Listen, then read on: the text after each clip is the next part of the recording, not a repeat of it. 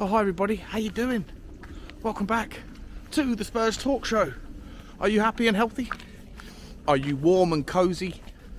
I'm not jealous. It is so cold this morning, guys. It's so cold I can barely feel my hands. Ah dear. Anyway, I'm Sean. Up ahead of me, leading the charge is Bugsy Malone. And this is episode, I think 113 or maybe 114 of Tottenham Walks at the Spurs Talk Show.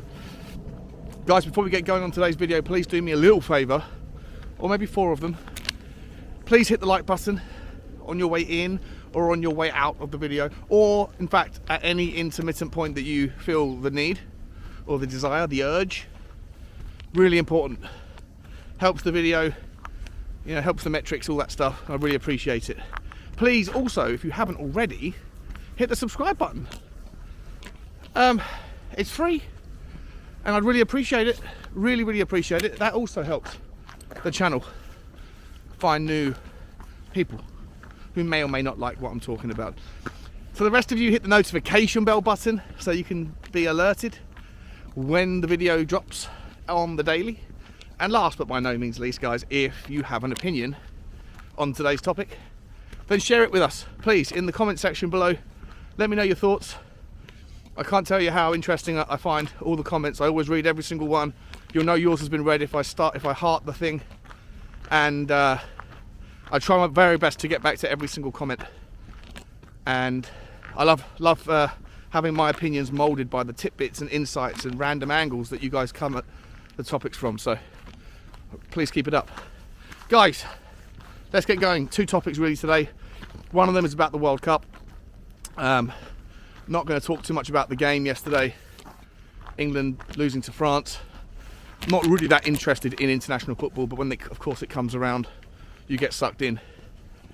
I do feel a little bit sorry for Harry Kane. I feel like, just very quickly, it is very difficult to have to take 2 penalties, let alone 1, against the goalkeeper who knows your penalty flavour more than anyone else in the world. I think on the first pen, it's a little bit of like double bluffing each other. We all know Harry Kane's favourite place to put the pen is kind of bottom left, to Harry Kane's left, inside the goal. Hugo Lloris would have known that as well. And so he probably went the other way, thinking that it was, one of those, I know you think you know that I know which way you're going to go stories. But it didn't matter anyway with the first pen, because Harry Kane stuck it into the absolute top locker and into the side netting, which is essentially the perfect pen and relatively unsavable. Second one though, look, he blasted it so far over the bar and he didn't slip. So I don't know if it's so much bad technique. I think it was more, maybe he changed his mind. Maybe that psychology of like, I beat you the first time, now what am I going to do? Maybe he just changed his mind last minute. Poor guy, it's tough, but you know what? It's tough for everyone who misses penalties or who goes out at that stage of the tournament. But I know that Harry Kane will come back and remain the superstar hero that he is to so many Tottenham fans. What I was going to say about the World Cup though is that because of the results from that game and the other games over the weekend, or Friday and Saturday, we're now guaranteed to have 3 players playing in either the third place playoff or the final. One of either Romero or Perisic will be playing in the final on Sunday. The other one will be playing on Saturday, and in the other game, Hugo Lloris could also find himself in the final on Sunday or in the third place playoff on Saturday. Why that's concerning is because Conte has given every other player a week, 8 days off after they have finished their World Cup journey for their countries. And so if he maintains that same philosophy, then you might find that either none of the 3, or at least the people that make it to the final, won't be available for the Brentford game on the 26th of December, which is only 6 days later on the Saturday. And that's a problem for me, because we're already going to be short of Ben Davies and Rodrigo Bentancur for sure. They're injured. Bentancur would have been suspended anyway. And also Ryan Sessegnon may not be fully recovered yet from his niggle, his injury. And so we could be facing a situation where our defence is looking pretty threadbare with no Ben Davies and no Romero if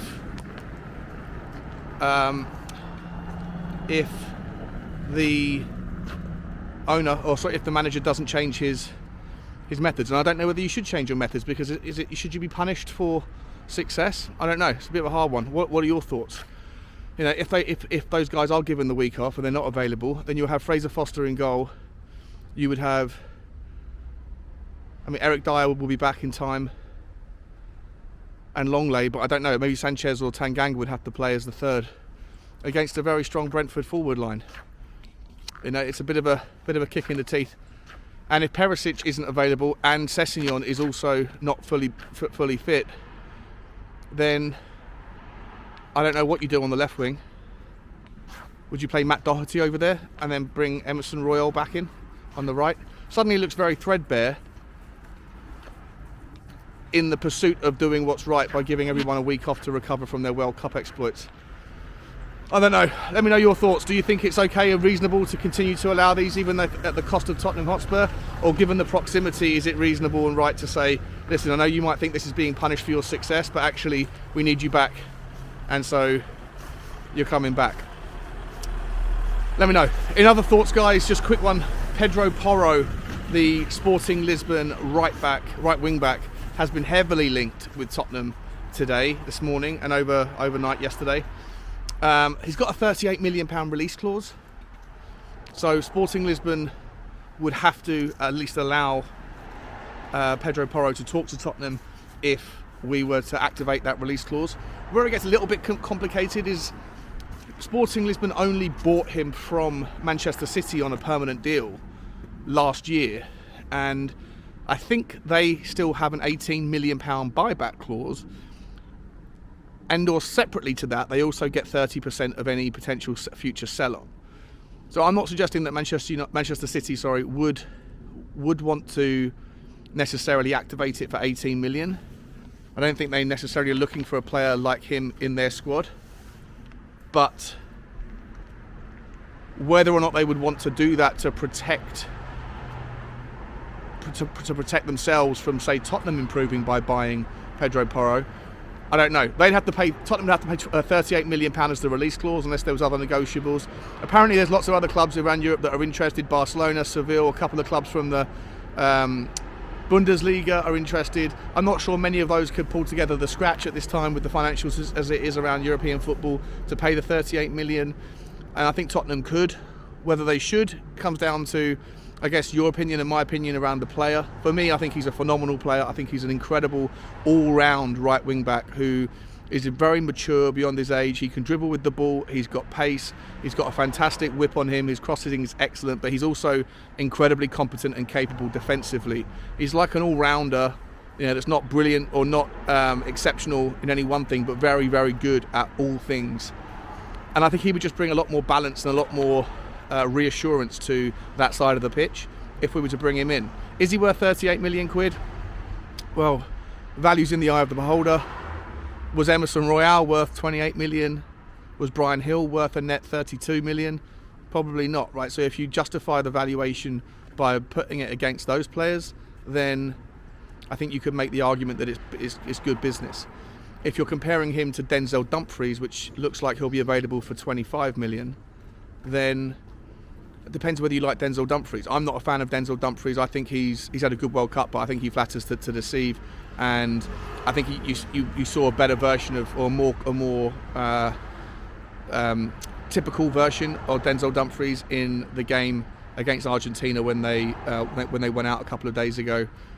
He was fairly anonymous in that game versus the games where he's been incredibly impactful in the preceding 3 games. I'm not a massive fan of Denzel Dumfries, but I understand why people would like him and would want him. He's definitely an improvement on Emerson as well. But for me, that's not a great benchmark or a baseline in which to measure yourself against. We need to be looking at quality, not just whether or not he's better than what we already have. For me, Pedro Porro is a far more capable all-round player that I think solves far more holes, both defensively and offensively. And I personally would pay up that money if the opportunity was there. And I think, like I say, if the rumours are true that the fee is the fee, then all we'd have to do is convince Pedro Porro that his career would blossom at Tottenham, and that he would get the game time at the highest level. And I think that, you know, on those, the answers to those questions are yes, yes, and yes. So I'm all about it. I think it makes sense. What are your thoughts, guys? Is it slightly too much? Is it reasonable in the first place? Do you have somebody else in mind other than Denzel Dumfries, or would you prefer Denzel Dumfries? Let me know. Like, share and subscribe, guys. And as always, I will see you tomorrow. Have a wonderful Sunday. Stay warm. As always, guys. As always. Bye-bye.